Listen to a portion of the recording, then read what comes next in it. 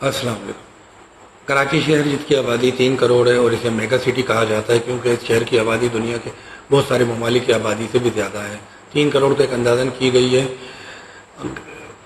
غیر سرکاری ذرائع کے مطابق یہ آبادی اس سے بھی زیادہ ہو سکتی ہے۔ کراچی شہر میں تو بہت سارے مسائل ہیں جیسے کہ میگا سٹی کو درپیش ہوتے ہیں، مگر سب سے اہم بڑا مسئلہ پبلک ٹرانسپورٹ نہ ہونے کا ہے۔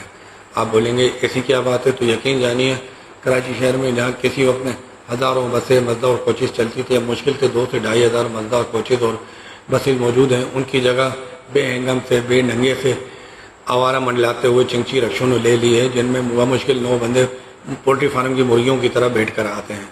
حکومت سندھ اپنے طور پر کوشش کر رہی ہے، مگر اس کی یہ کوشش آٹے میں نمک کے برابر بھی نہیں ہے، کیونکہ نمک کا تو پھر بھی ذائقہ محسوس ہوتا ہے، مگر ادھر ایسا کچھ محسوس ہوتا ہوا نظر نہیں رہا۔